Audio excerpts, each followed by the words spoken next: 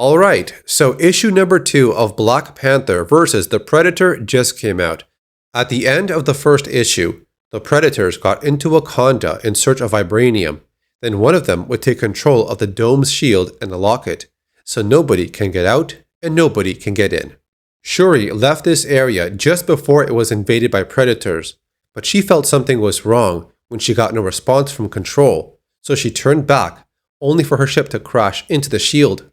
Now everyone inside Wakanda has become the hunted prey of the Predators.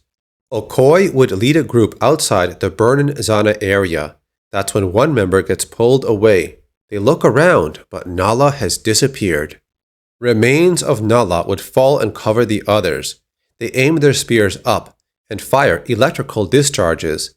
The body of a predator would fall down from the trees. Okoye and the others would attack it right away.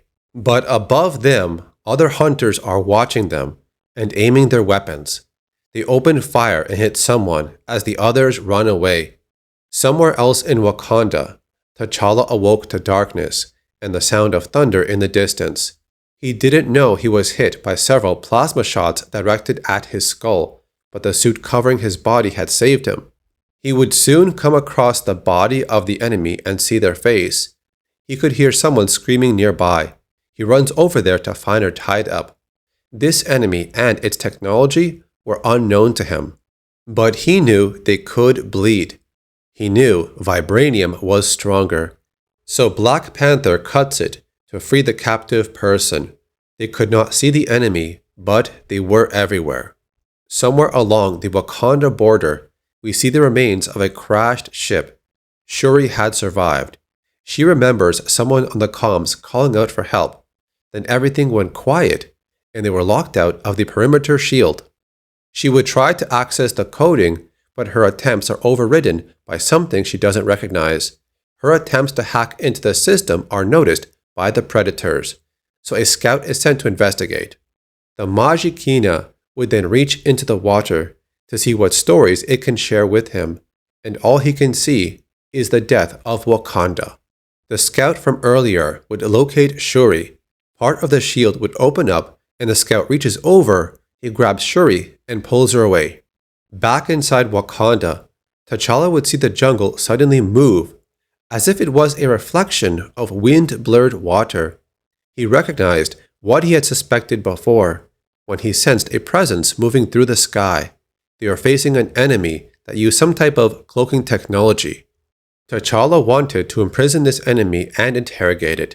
That predator then gets attacked in the water by a crocodile.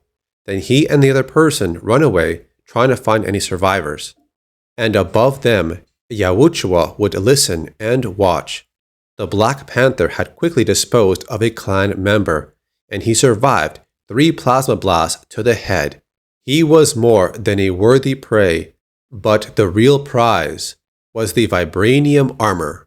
When this predator received a message that required his presence, he abandoned this quarry for another, at least for now. They went towards the Great Mound. After entering this structure, he discovers a vast amount of vibranium. A moment of greed took hold of him.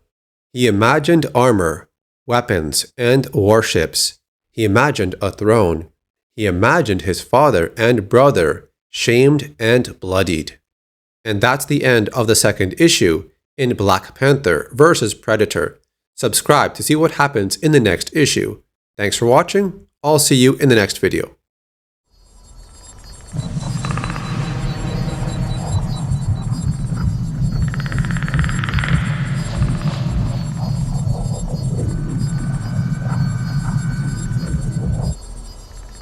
Ha ha ha ha ha ha ha ha!